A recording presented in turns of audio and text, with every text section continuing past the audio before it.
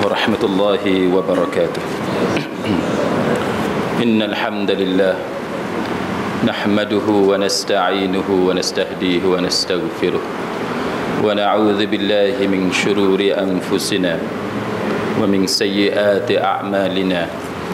من يهده الله فلا مضل له ومن يضلل فلا هادي له.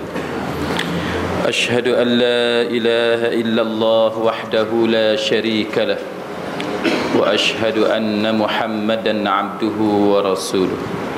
اللهم صل وسلم على محمد وعلى آله وصحبه والتابعين بإحسان إلى يوم الدين وبعد. رب اشرح لي صدري, wahai Tuhanku, lapangkanlah dadaku ini.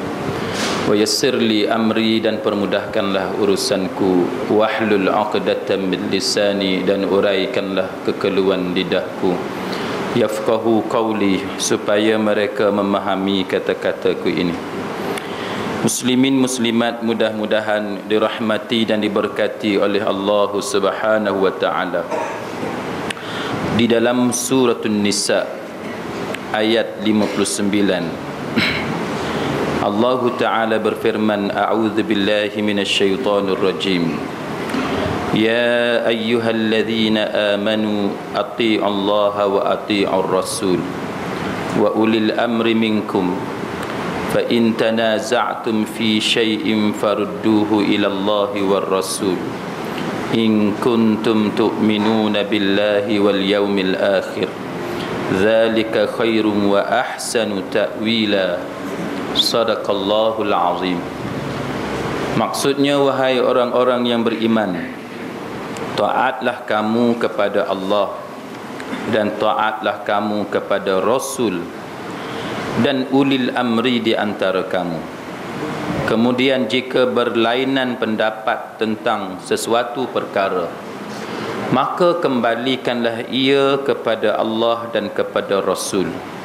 Jika kamu benar-benar beriman kepada Allah dan hari kemudian, yang demikian itu lebih utama bagi kamu dan lebih baik akibatnya. Benarlah firman Allah Ta'ala yang Maha Agung itu. Saudara-saudari muslimin muslimat, mudah-mudahan dirahmati dan diberkati oleh Allah Ta'ala. Berkenaan dengan ayat ini, Imam Ibn Kathir membawa dua riwayat yang lebih kurang sama, tetapi ada sedikit sahaja perbezaan. Yang pertamanya riwayat daripada Imam Bukhari, ataupun yang disebut di dalam Sahih Imam Bukhari. Yang keduanya riwayat daripada Imam Ahmad, ataupun sebagaimana yang disebutkan di dalam Musnad Imam Ahmad. Ceritanya lebih kurang sama, cuma bezanya ialah siapa orang tu. Di mana saudara-saudari muslimin muslimat sekalian, riwayat yang disebut dalam Sahih Imam Bukhari sebagaimana yang diriwayatkan oleh Ibnu Abbas radhiyallahu anhuma, bahawa Nabi sallallahu alaihi wasallam menghantar tentera dalam menghadapi golongan musyrikin. Riwayat dalam Imam Ahmad, Musnad Imam Ahmad pun lebih kurang sama, bahawa Nabi sallallahu alaihi wasallam menghantar tentera Islam dengan satu orang pemimpin untuk berhadapan dengan golongan musyrikin. Cuma bezanya yang disebut oleh Imam Bukhari ialah orang itu yang disebut sebagai panglima ataupun komander ataupun ketua dalam ketumbukan yang dihantar oleh Nabi sallallahu alaihi wasallam ialah satu orang yang bernama Abdullah bin Hudzaifah. Manakala yang disebut dalam Musnad Imam Ahmad, orang yang dihantar itu namanya tidak disebut, tetapi dia daripada golongan Ansar. Sama ada panglima perang itu seorang yang bernama Abdullah bin Hudzaifah ataupun seorang itu tanpa nama, cuma disebut daripada kaum Ansar, itu soal yang kedua. Tetapi yang kita ingin mengambil pengajaran atau ibrah daripada peristiwa ini ialah apa yang dikehendaki oleh Nabi sallallahu alaihi wasallam untuk memperjelaskan kepada kita tentang ayat yang kita baca sebentar tadi dari surah An-Nisa ayat 59. Apa yang dimaksudkan? Apakah requirement? Apakah tuntutan daripada ati Allah wa ati ar-rasul wa ulil amri minkum? Apa yang dikehendaki oleh Allah Subhanahu wa taala supaya kita boleh memahami dengan sebaik-baik yang mungkin tanpa mentakwilkan sesuatu wahyu yang datang daripada Allah taala dengan takwilan-takwilan berdasarkan kepada keuntungan pribadi ataupun berdasarkan kepada hawa nafsu. Cerita dia tuan-tuan sekalian, Nabi sallallahu alaihi wasallam hantar tentera ini dengan dipimpin oleh seorang panglima perang. Sama ada dia ialah Abdullah bin Huzaifah ataupun siapa dia, kita serah kepada Allah Taala. Jadi semasa dalam hal ehwal berhadapan dengan golongan musyrikin, ada berlaku sedikit perbezaan pandangan di antara panglima perang ini dengan anggota tentera yang dihantar oleh Nabi sallallahu alaihi wasallam. Lalu Abdullah bin Huzaifah ataupun panglima perang daripada kaum Ansar ni kata kepada tentera-tentera dia, bukankah Rasulullah sallallahu alaihi wasallam menyuruh kamu semua supaya taat kepada perintah daripada aku? Bukankah aku ni ketua kamu semua yang mana kamu dikehendaki oleh Nabi untuk mengikut perintah daripada aku? Dia tak puas hati tuan-tuan. Ketua ni dia tak puas hati. Apa yang disebut oleh Imam Ibn Kathir, datangnya amarah daripada dalam diri dia. Dia tak puas hati kerana arahan dia tidak diikut oleh orang bawahan dia. Dia tak puas hati. Datang amarah. Itu perkataan yang digunakan oleh Imam Ibn Kathir dalam tafsir Al-Azim dia. Bila dia tak puas hati tuan-tuan sekalian, maka dia kumpulkan tentera-tentera dia tadi, dan dia kata bahawa sekarang kamu kumpulkan kayu api. Bakar kayu api tu sehingga dibuat satu unggun api yang besar. Dia bakar kayu tadi menjadi unggun api yang besar. Dia kata sekarang aku arahkan kamu terjun ke dalam unggun api tersebut. Dia suruh terjun. Dah dia ketua. Dia kata dia ketua. Nabi suruh semua-semua ni kena ikut ke perintah dia. Sekarang dia kata buat unggun api, terjunlah ke dalam tu. Maka satu orang di kalangan mereka mengatakan, jangan kamu buat selagi kamu tak dapatkan penjelasan daripada Nabi sallallahu alaihi wasallam tentang perintah yang diberikan oleh ketua ni. Satu orang dia kata jangan buat selagi tak dapat penjelasan. Adakah arahan macam ni nak terjun dalam api pun kena buat? Jangan buat selagi tak dapat penjelasan daripada Nabi sallallahu alaihi wasallam. Muslimin muslimat sekalian, ringkas ceritanya, maka mereka pergi menemui Nabi sallallahu alaihi wasallam dan dikhabarkan kepada mereka apa yang telah berlaku ketika wujudnya perbezaan pendapat di kalangan tentera-tentera Islam semasa Nabi mengamanahkan kepada mereka semua untuk berhadapan dengan kaum musyrikin. Cerita kata tak dengar cakap, cerita kata tak dengar perintah, cerita tentang ketua buat unggun api, cerita tentang ketua suruh terjun dalam unggun api, cerita tentang ada orang tak puas hati dengan ketua, maka disampaikan kepada Nabi sallallahu alaihi wasallam. Tuan-tuan sekalian, Imam Ibn Kathir membawakan kepada kita hadis ini yang mana Nabi menyatakan, lau dakhaltumuha ma kharajtum minha abada innama ta'ah fil ma'ruf. Sadaqa Rasulullah sallallahu alaihi wasallam. Nabi kata, bahasa kita yang mudahnya tuan-tuan, kalau kamu semua masuk dalam unggun api tu, dia kata kalau kamu semua masuk, lau dakhaltumuha, kalau kamu masuk dalam unggun api tu, ma kharajtum minha, kamu takkan keluar daripada unggun api tu selama-lamanya. Tuan-tuan faham tak maksud dia tu? Balarah, cara Nabi nak bagi tahu pada kita, kamu terjun dalam tu, terbakar, mati, memang mati rentung, tak keluar-keluar dah. Nak keluar macam mana, dah rentung, dah mati. Mana kalau kamu masuk dalam unggun api tu, kamu mati. Ia membinasakan diri kamu. Wala tulqu biaidikum ila tahlukah. Jangan kamu membinasakan diri kamu dengan usaha kamu sendiri, dengan tangan kamu. Maka Nabi menyatakan innamat ta'ah fil ma'ruf. Ketaatan kepada pemimpin, ketaatan kepada perintah, kepada arahan daripada orang yang kita sebut sebagai berjawatan atau mempunyai kedudukan di sisi kita ialah hanya dalam perkara-perkara yang ma'ruf sahaja. Muslimin muslimat sekalian, ayat Quran yang kita baca tadi, bagi sesiapa yang biasa mengikuti kuliah agama, maka mereka akan mudah memahami apa yang cuba saya sampaikan pada malam ni. Ayat tersebut berbunyi, ya ayyuhalladzina amanu atii'ullah, wahai orang-orang yang beriman, taatlah kamu kepada Allah. Nombor duanya, wa atii'ur rasul, dan taatlah kepada rasul. Tapi wa ulil amri, selepas daripada rasul itu untuk ulil amri tidak ada perkataan ati'u. Perkataan ati'u hanya dipunyai di sisi Allah Ta'ala dan di sisi kalimah Rasul. Di sisi kalimah ulil amri tidak ada perkataan ati'u. Maka para mufassirun menyatakan bahawa wujud perbezaan dari sudut darjah, dari sudut kesungguhan kita untuk taat kepada perintah tiga golongan tadi, tiga nama tadi. Yang pertamanya bila disebut Allah, ati'u. Bila disebut Rasul juga ada perkataan ati'u. Nombor tiga, bila disebut ulil amri tidak dinyatakan ati'u.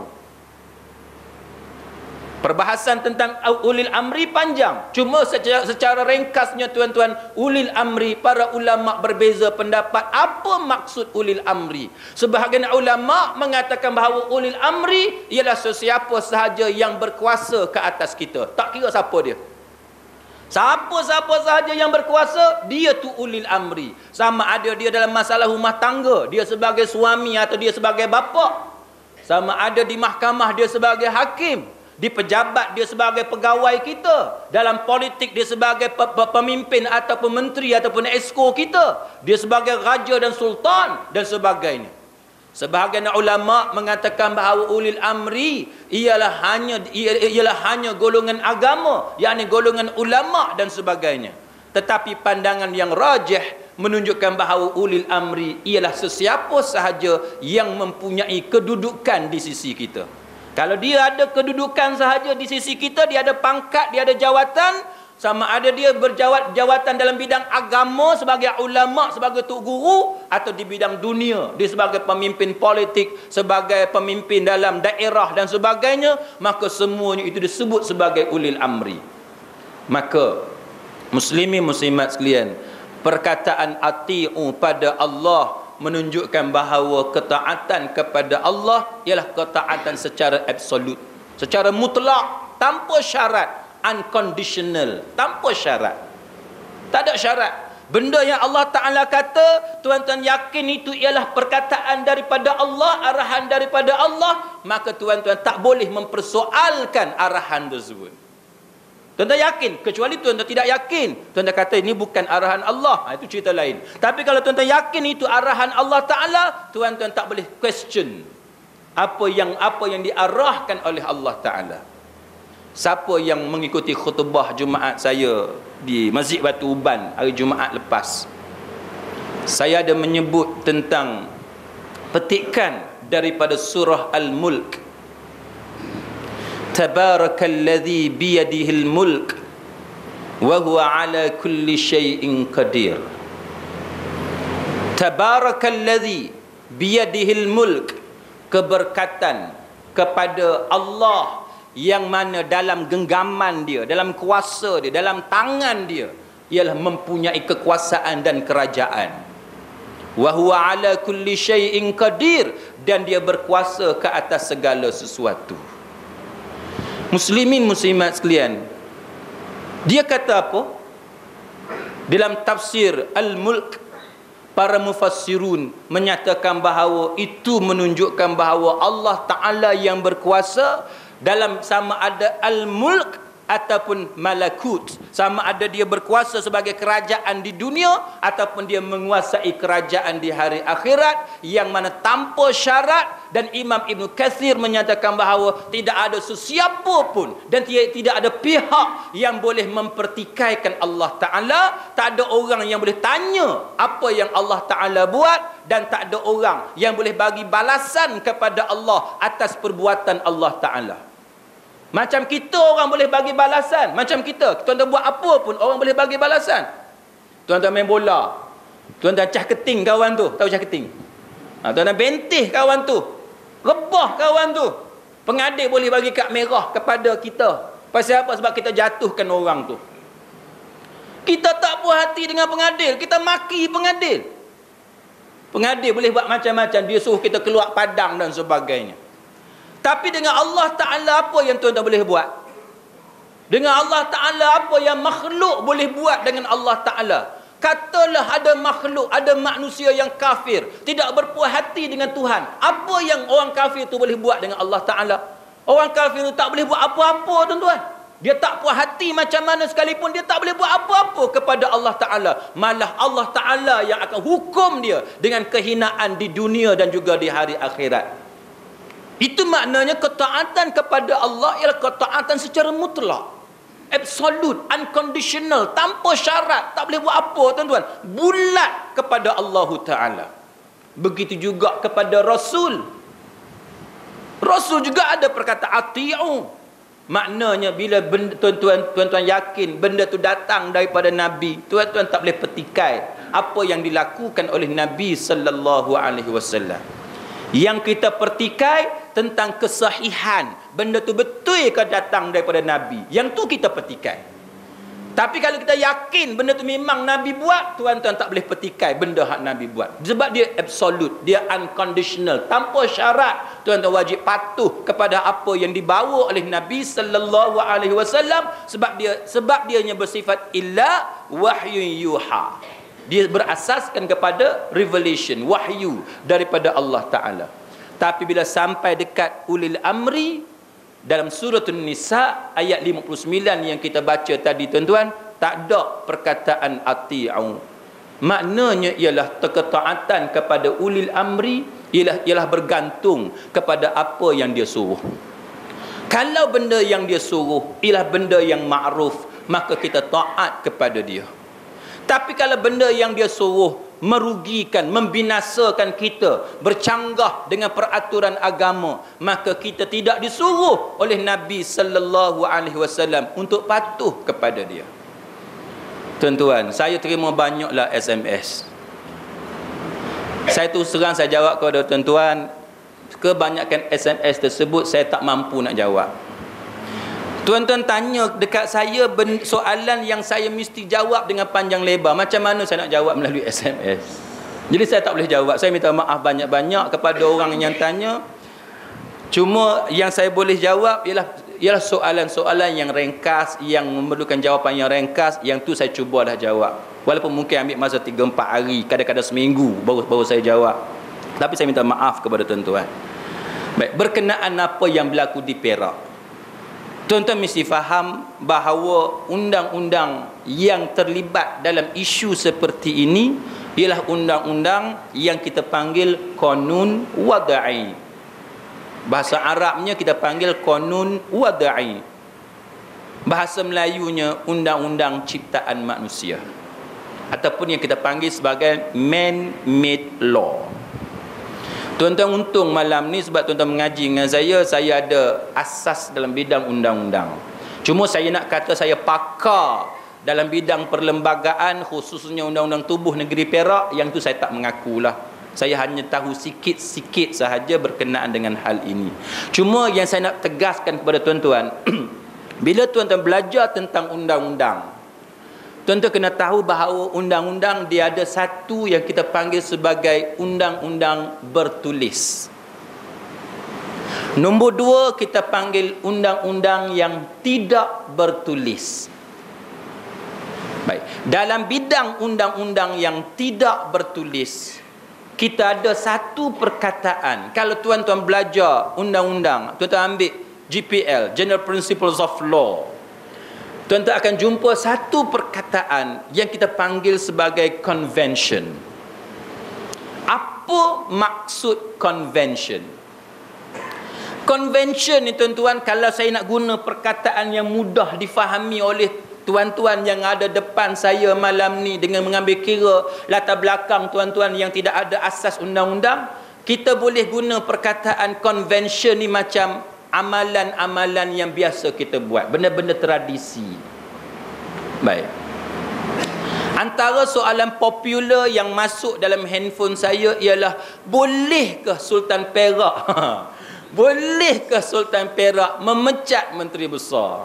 Yang ni hak susah saya nak jawab ni. Nak kena cerita tentang convention, nak kena cerita tentang apa dia undang-undang bertulis, nak kena cerita pasal undang-undang tubuh Kerajaan Negeri Perak. Jadi tuan-tuan, saya minta maaf kepada orang yang hantar SMS, saya tak jawab. Lepas tu saya minta maaf. Ada yang mengaku saya ni ahli UMNO lah, ada yang mengaku saya ni ahli PAS lah, macam-macam soalan. Jadi saya minta maaf kepada tuan-tuan, banyak yang saya tak jawab.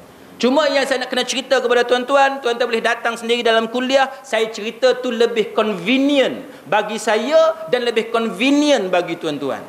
Kadang-kadang jawab SMS ni kita nak cepat, ada benda yang kita terlangkau, yang kita tak sebut, menyebabkan berlaku salah faham dan sebagainya. Jadi sebab tu saya, kalau soalan yang memerlukan jawapan yang panjang, biasanya saya tak jawab tuan-tuan. Baik. Kalau tuan-tuan tengok kepada undang-undang tubuh Kerajaan Negeri Perak, antara beberapa perkara yang dipersoalkan ialah cara macam mana sesuatu jawatan itu boleh hilang. Yang pertamanya ialah dengan perletakan jawatan. Yang tu tuan-tuan pun tahu. Baik. Yang kedua dengan vote of no confidence, undi tak percaya, melalui apa yang kita sebut sebagai persidangan Dewan Undangan Negeri. Saya minta maaf dekat AJK, dekat Johan, dekat Ustaz, sebab kuliah malam ni jadi kuliah politik. Tak apalah, kita Islam ni kita menyeluruh kan. Ada time kita bercakap pasal bab air semayang, ada time kita bercakap bab puasa, bab sembahyang sunat gerhana, ada time kita bercakap bab riba. Malam ni kita bercakap bab politik. Tak apa. Saya tak suruh tuan-tuan undi siapa-siapa. Yang tu kita bercakap di tempat lain. Malam ni kita cuma bercakap dari segi akademik. Kita bercakap secara ilmiah, tuan-tuan. Baik. Kalau tuan-tuan tengok dari segi convention, mana dari segi amalan-amalan sebelum ini, ada atau tidak satu orang menteri besar dipecat oleh sultan? Yang tu yang tuan-tuan kena faham. Baik. Ada orang tanya kat saya, kenapa tafsiran tu berbeza antara satu orang dengan satu orang, sedangkan dua orang ni ialah pakar dalam bidang undang-undang? Bila kita tanya Profesor Dr. Abdul Aziz Bari, dia jawab A contoh. Kalau kita tanya dekat yang satu orang pensyarah UIA yang perempuan tu, dia jawab B.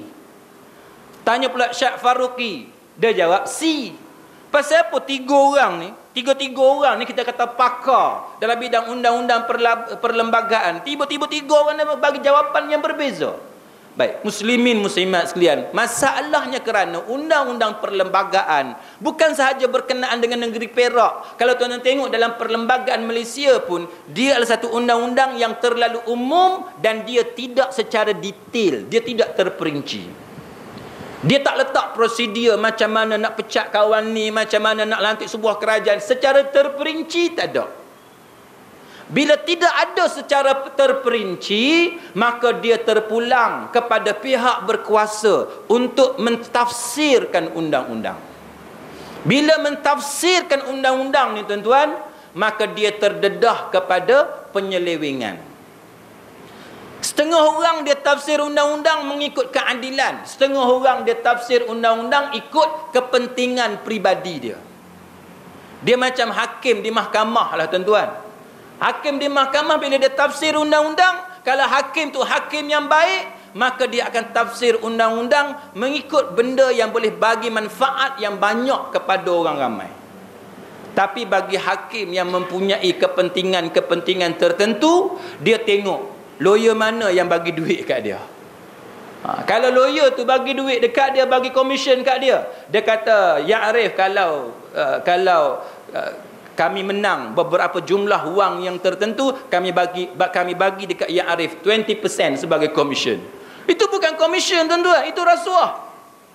Komisen halal, rasuah haram. Dua benda yang berbeza. Saya selalu sebut benda ni tuan-tuan.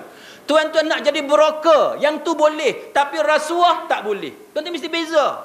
Ni dak orang yang ada jawatan, orang jadi hakim pun nak jadi broker juga. Mana boleh? Broker tak apa. Tuan-tuan jual tanah umpamanya. Tuan-tuan nak jual tanah sendiri, tuan-tuan tak reti. Tuan-tuan perlukan kemahiran satu orang yang ada pengalaman. Tuan-tuan kata kat dia, Syekh, anda nak jual tanah ni dengan harga 200,000. Kalau enta boleh jual tanah ni, anda bagi kat enta 20%, contoh. Ataupun enta kata, kita kata anda nak jual tanah ni dengan harga 200,000. Kalau enta boleh jual lebih daripada 200,000, hak mana lebih enta ambil pun boleh. Itu bukan haram, itu bukan rasuah. Itu yang kita panggil al-wakalah bil ujrah. Kita bagi wakil pada orang dengan upah. Itu kalau tuan-tuan mengaji bab perbankan Islam, tuan-tuan akan faham isu tu. Maknanya itu bukan rasuah. Komisen macam tu bukan rasuah, itu halal. Tapi hak kita sebut tadi tuan-tuan sekalian, yang ada komisen, cara yang tadi tuan-tuan sekalian, itu bukan komisen. Kita je panggil komisen, tapi itu bukan komisen. Itu ialah rasuah. Saya nak celah sikit tuan-tuan. Tadi saya ada kes mahkamah. Hari ni sehari suntuk saya ada kes mahkamah. Tuan-tuan boleh cuti hari Ahad. Saya kerja. Ada kawan kita kata, Ustaz ada kes apa hari Ahad cuti? Mahkamah mana bersidang? Mahkamah Penang tidak bersidang. Mahkamah Kedah bersidang tuan-tuan. Saya pergi parking kereta. Saya sebutlah senang. Bukan nak aib masjid tu, tidak. Tapi saya nak tuan-tuan belajar dengan cara betul. Kalau tuan-tuan pergi Sungai Petani, Mahkamah Sungai Petani tu, dia ada masjid sebelah tu. Kita panggil apa? Masjid Abdul Rahman ke? Kan? Masjid Abdul Rahman. Baik. Masjid Abdul Rahman tu, dia tulis bayaran derma parking kereta. Tuan-tuan tahu tak perkataan tu salah? Bayaran derma parking kereta. Salah tuan-tuan. Derma ni ialah satu benda yang tuan-tuan bagi tanpa mengharapkan pembalasan. Itu derma. Derma, pahala dia lebih besar daripada hak lain. Derma ni tuan-tuan bayar tanpa mengharapkan balasan. Tuan-tuan pergi dekat masjid, tuan-tuan tengok masjid tu, tuan-tuan tengok, teruk masjid ni, kesian kat masjid dengan bocok bumbungnya, dengan tak terurus. Ataupun ambil duit RM10, buh dan tabung. Pasal apa? Niat nak bagi sedekah, kan? Derma. Harap-harap dengan duit yang kita bagi tadi, mereka bolehlah guna. Apa yang tuan-tuan dapat melalui pemberian tadi? Tuan-tuan tak dapat apa-apa, kan? Kecuali pahala saja, betul tak? Pahala je. Tuan-tuan bagi duit tanpa mengharapkan apa-apa, kecuali pahala. Itu kita panggil derma. Tapi kalau tuan-tuan pergi parking kereta dalam kawasan masjid, dan masjid mengenakan charge untuk bayaran tersebut, itu bukan derma. Itu ialah bayaran yang ditetapkan oleh masjid, yang mana kalau tuan-tuan tak bayar, maka tuan-tuan dikira berhutang kepada masjid berkenaan. Derma tanpa balasan. Tuan-tuan tak parking kereta, tuan-tuan tak buat apa pun, tapi tuan-tuan bagi duit, itu derma. Tuan-tuan pergi guna tandas masjid. Yang tu banyak fatwa di kalangan para ulama. Ada yang benarkan, ada yang tak benarkan. Tuan-tuan bukannya pengguna masjid tersebut, tapi tuan-tuan orang musafir, tuan-tuan singgah kat masjid, guna air masjid. Sebahagian ulama dia kata tak boleh menggunakan masjid untuk keperluan peribadi tanpa melibatkan ibadah kepada masjid tu. Tapi saya lebih cenderung kepada sebahagian besar pandangan ulama yang membolehkan. Maknanya tuan-tuan dalam perjalanan daripada Pulau Pinang pergi Kuala Lumpur, singgah kat masjid, rasa nak kencing, tuan-tuan guna masjid tu, guna bilik air masjid tersebut, maka tuan-tuan bagi duit kepada tabung masjid berkenaan atas alasan tuan-tuan menggunakan air masjid berkenaan. Itu bukan derma. Derma ialah lebihan daripada air yang kita guna. Katalah air yang kita guna banyak ni, agak-agak berapa sen air banyak ni tuan-tuan? Saya tak tahulah berapa sen. Katalah 1 sen contohnya. Katalah 1 sen nilai air sebanyak ni. Tuan-tuan bagi RM1 dalam tabung masjid. Hak 1 sen itu bayaran yang kita bagi. Hak lebih itu ialah derma. Itu cara yang betul, tuan-tuan. Tapi benda ni banyak overlook bagi kebanyakan orang. Baik, balik kepada perbincangan kita. Muslimin muslimat sekalian. Sekarang ni isu dia ialah apabila menteri besar yang lama, takut saya dengar. Bukan boleh kira, tuan-tuan. Baik. Isu yang banyak orang minta saya ulas. Saya pergi 2-3 tempat dalam 2-3 hari ni, tuan-tuan. Yang mereka minta saya ulas ialah apabila menteri besar yang lama dipecat oleh Sultan Perak. Baik, tuan-tuan, saya lawyer dan saya mengetahui tentang undang-undang. Jadi ada banyak perkara yang saya tahu tetapi saya tak boleh nak bagi tahu. Sebab saya terikat dengan akta hasutan. Undang-undang negara kita, tuan-tuan, kalau tuan-tuan cakap tentang sultan, tuan-tuan cakap perkara yang negatif tentang sultan, tuan-tuan tertakluk kepada apa yang kita panggil sebagai akta hasutan. Cuma yang saya boleh cerita kepada tuan-tuan sikit je, yang saya boleh cerita kepada tuan-tuan, tuan-tuan kena buat homework sendiri. Yang pertamanya, tuan-tuan, tuan-tuan kena tahu macam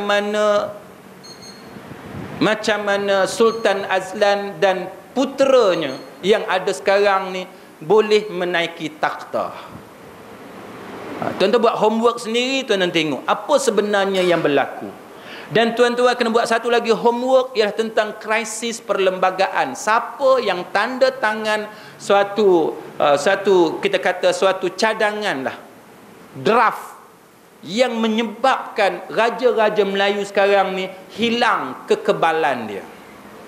Bila tuan-tuan buat homework tersebut, tuan-tuan akan dapat memahami sedikit demi sedikit tentang kronologi yang sedang berlaku sekarang ni. Dia punya turutan cerita tu tuan-tuan boleh faham.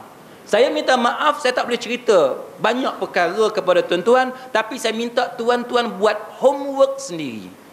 Kita bukan nak memusuhi sultan, bukan nak memusuhi raja-raja Melayu, tidak. Sebagaimana yang kita sebut tadi, prinsip umumnya ialah kita dikendaki taat kepada pihak pemerintah. Siapa yang jadi pemerintah, kita wajib taat kepada dia. Tetapi dalam lingkungan perkara yang ma'ruf. Saya nak bagi satu contoh kepada tuan-tuan. Misalnya tuan-tuan menggunakan jalan raya. Tuan-tuan terikat kepada undang-undang jalan raya. Antaranya ialah lampu merah, lampu kuning, lampu hijau. Tuan-tuan tak boleh kata, oh ni kerajaan sekular ni, aku tak mau ikut lampu merah ni. Dia nak rempuh je lampu merah. Dia mengaji tak betul, tuan-tuan. Itu maknanya orang mengaji tak betul. Dia ikat serban dia tebal-tebal, dia naik motosikal, dia kata, tak, ni kerajaan sekular ni. Dia kata, apa ni serban nak pakai naik motor pun tak boleh. Aku tak mau pakai topi keledar, aku nak pakai serban. Dia nampak lampu merah, dia rempuh lampu merah. Ni gila, tuan-tuan. Itu orang gila. Dalam Islam, wala tulqu bi aidikum ila tahlukah. Jangan kita campakkan diri kita dalam kebinasaan. Kalau undang-undang itu, arahan itu ialah perkara yang ma'ruf, maka wajib kita patuh. Wajib kita patuh. Tapi kalau benda itu bukan perkara yang ma'ruf, kita tak wajib patuh. Kita tengok kepada keadaan. Bini nak beranak tengah malam, pukul 3 pagi. Bini nak beranak, tuan-tuan sekalian. Kita ni kelam kabut dah, anak sulung. Kalau anak nombor 4, nombor 5, tak apa juga, ada pengalaman. Bini nak beranak tengah malam, pukul 3 pagi. Kereta ada tak dekat lampu merah, tuan-tuan? Kereta tak ada. Lampu isyarat, lampu tak ada. Tak ada kereta. Kita tunggu lampu merah tu jadi colour hijau. Mampu kawan tu nak beranak ni. Langgarlah lampu merah tu. Bukan ada kereta pun. Kalau ada kereta, cerita lain. Kita janganlah langgar. Ni kereta tak ada. Pukul 3 pagi. Senyap sunyi jalan raya. Yang bini ni beranak dengan darah keluar apa semua, kita jadi seorang civilian yang patuh. Tak boleh lampu merah, kena tunggu. Ni kerja gila, tuan-tuan. Yang tu yang kita kata ma'ruf tu apa dia, maka hendaklah tuan-tuan nilai sendiri yang kata ma'ruf tu apa dia. Baik, muslimin muslimat sekalian, maka apa yang berlaku, root of the case, dia punya crux of the case, intipati cerita tu, tuan-tuan, dia bermula apabila ada 2 orang ahli Dewan Undangan Negeri yang submit, katanya dia submit satu surat yang dia tanda tangan tanpa tarikh, iaitu satu tandangan meletakkan jawatan sebagai ahli Dewan Undangan Negeri. Maka kalau tuan-tuan baca surat khabar, dua-dua orang ahli Dewan Undangan Negeri ini mengakui bahawa mereka menandatangani surat tersebut, cuma mereka kata bahawa surat tersebut tanpa tarikh. Soalan dia ialah, adakah laku, adakah valid, adakah dokumen tersebut boleh diguna pakai, kita boleh execute dokumen tersebut jikalau dokumen itu tuan-tuan sign tanpa tarikh. Yang kedua, dia kata dia dipaksa untuk tanda tangan surat letak jawatan tanpa tarikh tersebut apabila mereka dipilih sebagai calon dalam pilihan raya untuk bertanding. Dia kata dia dipaksa, maka dia kata bahawa surat tersebut tidak sah. Baik, muslimin muslimat sekalian, saya nak buat satu analogi yang mudah untuk kita faham. Saya rasa di hadapan saya ni sebahagian daripada tuan-tuan ialah government servant, kaki tangan kerajaan. Betul tak? Ramai ke tidak saya tak tahu, tapi yang saya percaya sebahagian tuan-tuan ialah government servant, kaki tangan kerajaan, yang mana tuan-tuan kena buat aku janji. Ada tak? Aku janji. Aku janji ni saya tak tahu sebab saya lawyer swasta. Saya tak terlibat dengan aku janji. Saya tak tahu aku janji tuan-tuan apa dia. Tapi yang saya tahu, semua yang menjadi government servant terlibat dengan aku janji. Kalau tuan-tuan jadi government servant, tuan-tuan tak mau tanda tangan aku janji, boleh tak? Tak boleh kan? Makna tuan-tuan kena paksa tak? Paksa tak? Kena paksa lah tu.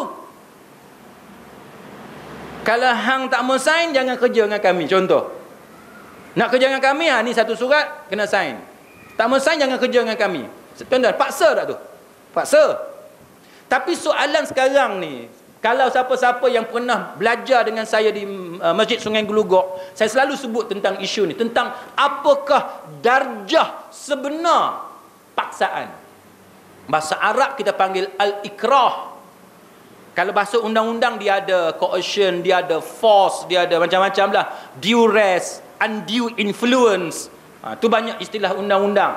Tak apa, yang tu kita ketepikan. Bincang yang tu tuan-tuan jadi pening. Kita guna satu kata mudah aja, paksa. Tuan-tuan terpaksa sign sebab tuan-tuan nak kerja. Saya nak bagi satu analogi yang mudah bagi tuan-tuan. Satu orang minta kerja di hotel. Bukan kerja haram, kerja halal. Sebagai apa? Katalah sebagai bahagian account. Kerja yang halal kita kata. Soal sikit-sikit terlibat benda haram tu, kita letak kat tepi sekejap. Dia nak kerja dengan hotel, hotel tu kata, awak nak kerja dengan kami, boleh, tapi syaratnya tak boleh pakai tudung. Paksa tak tuan-tuan? Paksa. Dalam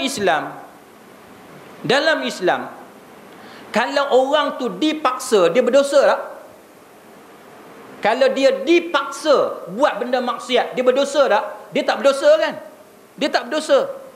Tapi apa maksud paksaan? Apa maksud paksaan yang dikatakan tidak berdosa? Hari tu satu orang tokoh forum perdana, dia kata kalau kita melacur kerana terpaksa, yang tu harus, boleh. Kan? Tuan-tuan, saya setuju benda yang dia kata tu. Tapi benda yang dia kata tu boleh disalah erti. Dia kena elaborate sikit. Dia tak boleh cakap macam tu. Kalau orang tu melacurkan diri sebab dia dipaksa, betul, dia tak akan dihukum oleh Allah Ta'ala. Tapi maksud paksa tu apa dia? Yang kata terpaksa tu, contoh lagu ni, ada satu orang tuan-tuan, dia kata aku akan sembelih hang kalau hang tak pergi melacurkan diri. Hang habak kat polis, aku sembelih hang. Hang nampak ni pisau ni, hang nampak pisau ni, dia tunjuk pisau Rambo, contoh. Menyebabkan perempuan ni takut yang amat sangat. Dan perempuan ni percaya bahawa kalau dia tidak turut kehendak lelaki itu, dia akan disembelih oleh lelaki itu. Yang tu yang kita panggil terpaksa yang betul. Mana dia benar-benar terpaksa, Allah Ta'ala ampunkan dosa dia. Dia nak mengadu kat polis, dia takut lelaki ni dapat tangkap dia. Dia nak mengadu kat polis, dia takut polis pun bersubahat dengan kawan ni dan sebagainya. Maka ketakutan itu benar-benar ketakutan yang sah dari sudut undang-undang Islam. Yang tu dimaafkan. Walaupun dia berzina sampai 10 kali satu hari, melacurkan diri, tapi Allah Ta'ala ampunkan dosa dia, sebab dia tidak ada pilihan. Tapi kalau tuan-tuan bercakap dengan suasana kita sekarang yang biasa ni, tuan-tuan tanyalah banyak pelacur yang ditangkap. Saya pun ada beberapa kes yang saya buat, perempuan yang ditahan kerana bersubhat pelacuran. Saya tanya dia, pasal apa yang awak terlibat dalam pelacuran ni? Dia kata nak sara anak. Nak sara anak. Nak biaya nafkah anak dia. Soalan sekarang ni tuan-tuan, di Malaysia ni, adakah wujud satu keadaan di mana langsung tak ada pekerjaan sehingga menyebabkan kita tak boleh makan? Ada tak? Yang tu tuan-tuan jawab sendiri. Tapi kalau tuan-tuan tanya saya, setakat saya kerja sebagai lawyer ni tuan-tuan, saya tak pernah jumpa satu keadaan di mana langsung tak ada kerja untuk kita hidup. Sepanjang pengetahuan saya tuan-tuan, tak tahulah kok saya ni makam tinggi tak nampak kat bawah. Tapi saya rasa saya ni orang biasa je tuan-tuan, orang kampung macam tuan-tuan, hidup macam tuan-tuan. Kita kenal semua tempat ni. Setahu saya tak ada lah sampai tahap langsung tak boleh nak makan.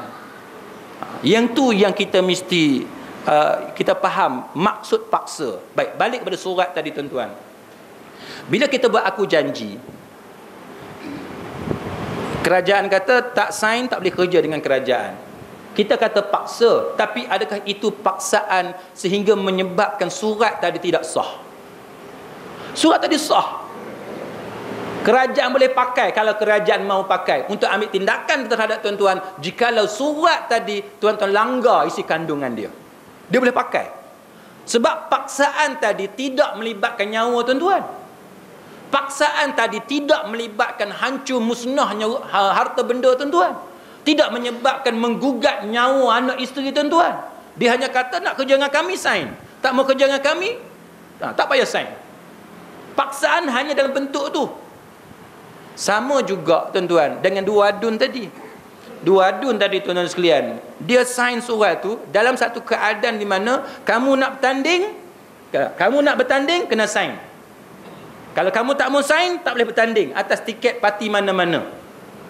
Ada paksaan, unsur paksaan tu ada, tapi paksaan itu tidak sampai ke tahap membatalkan dokumen itu.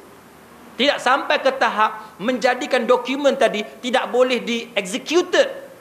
Itu maksud dia tuan-tuan.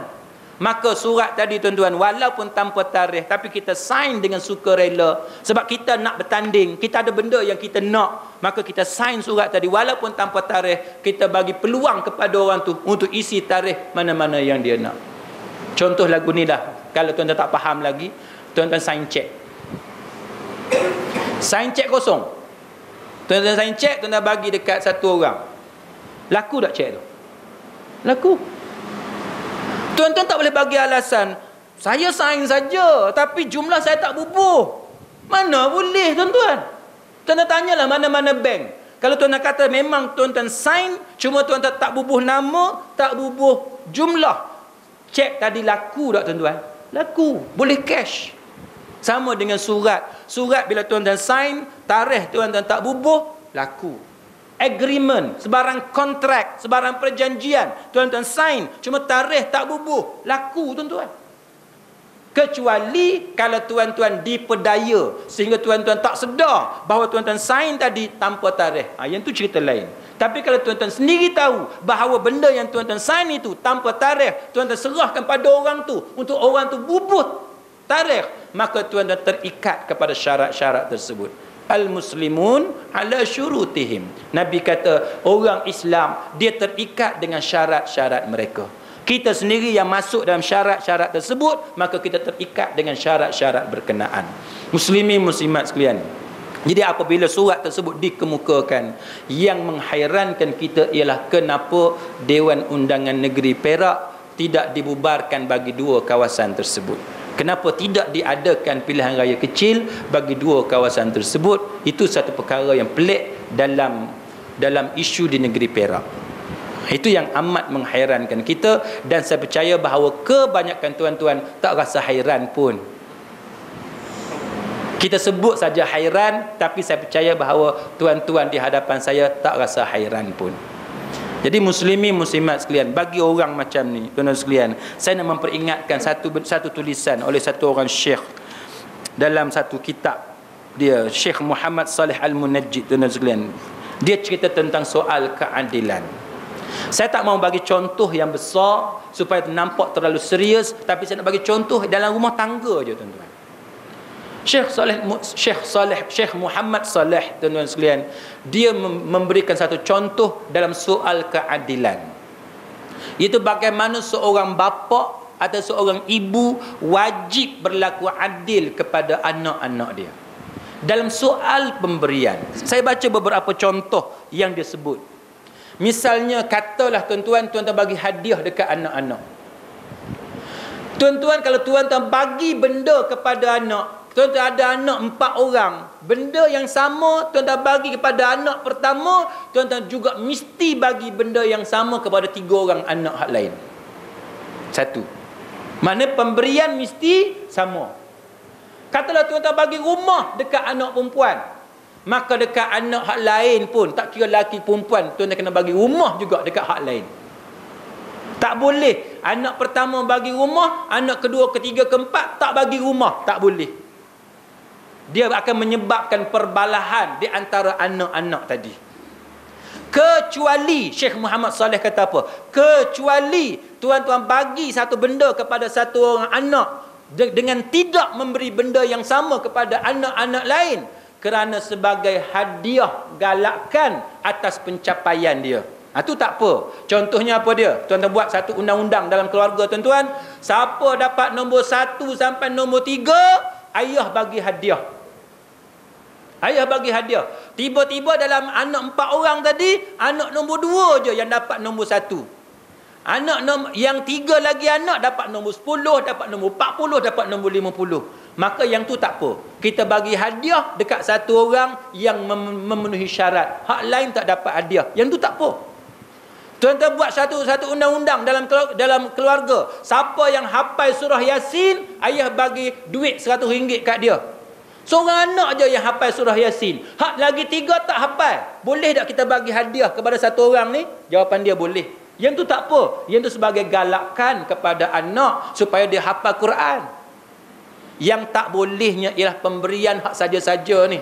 Tuan-tuan bagi dekat satu orang, hak lain tuan-tuan tak bagi, maka Syekh Muhammad Saleh Al-Munajjid mengatakan bahawa itu ialah kezaliman yang dilakukan oleh satu orang pemimpin dalam rumah tangga yang akan menyebabkan perbalahan di antara anak-anak.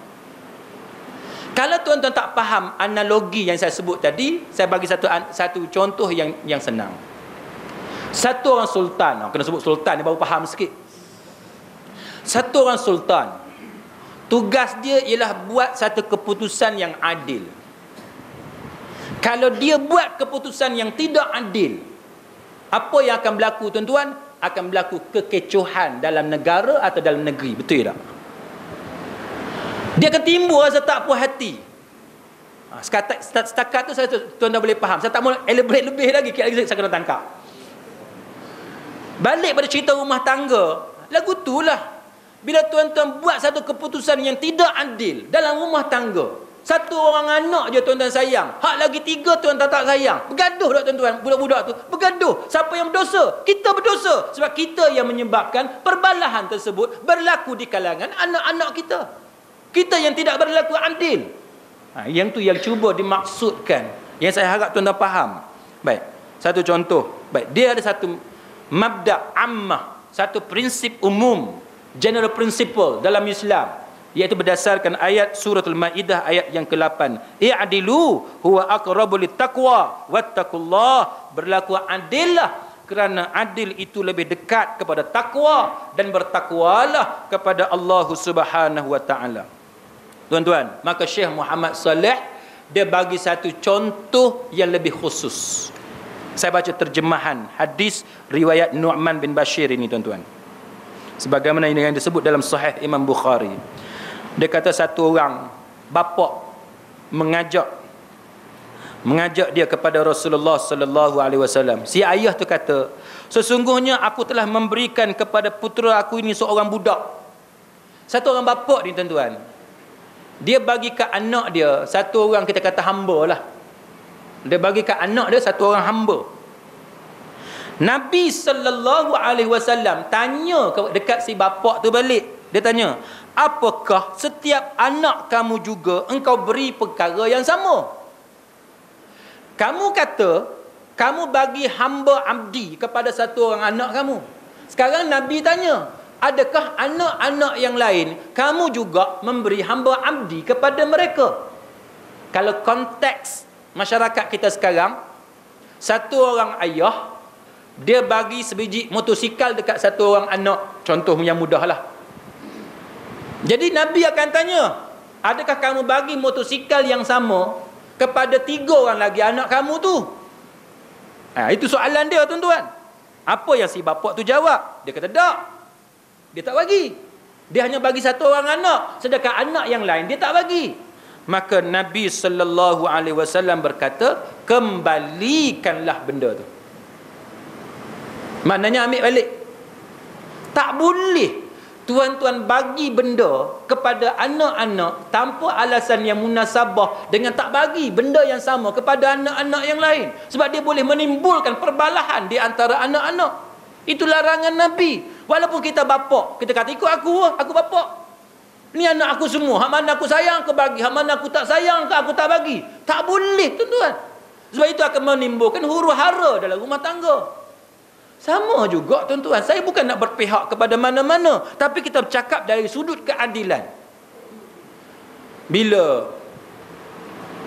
Tuan Guru Haji Abdul Hadi dengan Tuan Guru Ni Abdul Aziz datang ke negeri Perak, diberi peluang untuk baca khutbah, tiba-tiba istana tidak benarkan. Pasal apa? Pasal apa? Adakah salah kalau kita bagi orang yang alim untuk baca khutbah? Tak salah. Mereka tu pemimpin yang disegani, ada ilmu agama. Kalau salah, jangan panggil. Tapi adakah salah tuan-tuan? Tak salah. Tapi kenapa kalau orang lain datang, kita bagi? Satu contoh, di universiti. Kalau Menteri Besar Kelantan, tak boleh masuk universiti tersebut. Kalau Menteri Besar negeri lain, boleh masuk. Tidak adil tuan-tuan. Ini akan menimbulkan rasa tak puas hati. Saya belajar di UIA dulu. Bila kita nak panggil Menteri Besar Kelantan, dia kata tak boleh sebab politik. Tuan tak faham tak? Saya tak faham. Bila nak panggil Menteri Besar Kelantan, tak boleh. Sebab apa? Sebab politik. Habis Menteri Besar Selangor boleh bercakap masuk? Tak politik. Kenapa menteri lain boleh masuk dalam universiti? Itu satu contoh. Tuan-tuan sekalian. Maka dalam Islam dia suruh kita berlaku adil. Berlaku adil supaya tidak menimbulkan kekecohan dalam masyarakat. Kalau kita bercakap bab rumah tangga, dalam rumah tangga. Kalau kita bercakap dalam masalah negara, di dalam negara. Baik. Saya nak ringkaskan cerita. Kemudian Imam Ahmad bin Hanbal, dia bagi beberapa pengecualian. Antaranya kalau anak lelaki dapat 2 bahagian dalam harta pusaka. Kan, kalau anak perempuan dapat 1 bahagian, yang tu ada sebab, tak apa. Yang tu ada sebab. Tapi yang ni pun saya nak ulas sikit tuan-tuan.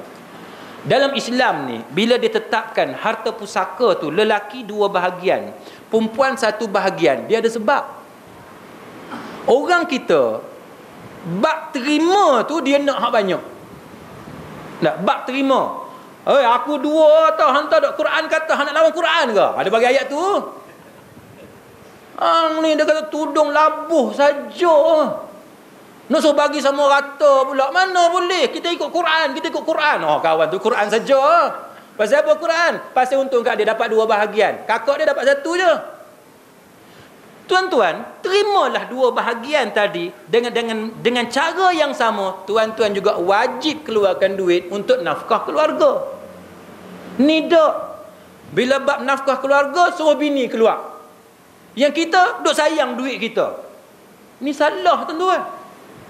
Tadi ada satu kes macam tu juga. Bini yang kena sponsor suami dia. Mana boleh tuan-tuan? Sedangkan Islam bagi kelebihan dari sudut harta kepada si suami, dari sudut harta pusaka dan sebagainya, dari sudut ketaatan wala oleh isteri, supaya suami ni dia ada ego dia tersendiri, dia kuat bekerja, keluar rumah cari rezeki. Tapi tak, yang kita naknya ialah isteri taat dekat kita, anak taat dekat kita, harta pusaka nak dua bahagian, tetapi kita nak belanjakan nafkah untuk anak isteri, kita simpan duit. Untuk anak-anak menakan kita yang mana bapa mereka meninggal dunia, kita tak mau sponsor, tak mau bayar, tak mau biaya nafkah mereka. Ini terkeluar daripada ajaran Islam. Maka tuan-tuan, sebagaimana tuan-tuan terima banyak masuk dalam poket, begitu jugalah tuan-tuan kena keluarkan banyak daripada poket tuan-tuan. Itu yang diajar oleh Islam kepada kita. Jadi muslimi muslimat sekalian, saya rasa saya nak berhenti setakat tu. Walaupun ada beberapa perkara lain kita sambunglah di masjid lain, surau lain selepas daripada ini. Cuma muslimi muslimat sekalian, saya minta maaf jika apa yang saya sebut malam ni ada perkara yang sensitif kepada tuan-tuan sekalian. Cuma harapan kita ialah kita nak supaya wujudnya satu masyarakat yang adil, satu masyarakat yang harmoni, satu masyarakat yang saling hormat menghormati di antara satu sama lain. Saya percaya bahawa tuan-tuan juga tak suka kalau berlaku menghijack antara satu sama lain, rampas kuasa, ada caretaker government, tiba-tiba dinafikan caretaker government. Orang yang jadi menteri besar patut jadi menteri besar, sehingga ada menteri besar baru mengangkat sumpah, tiba-tiba tak dan kawan tu angkat sumpah, dah hilang habis dah semua benda. Ini semua tuan-tuan sekalian cerita yang sedih yang berlaku dalam masyarakat. Kadang-kadang ada orang yang tak boleh menerima hakikat seperti ini. Jadi sekali lagi saya minta maaf kepada tuan-tuan jika ada yang tersinggung dan sebagainya. Niat saya tidak ada yang lain melainkan kita semua ni memperbetulkan kesalahan yang ada. Wallahu a'lam. Subhanakallahumma wa bihamdik, asyhadu an la ilaha illa anta, astaghfiruka wa atubu ilaik. Wabillahi taufiq wal hidayah. Wassalamu alaikum warahmatullahi wabarakatuh.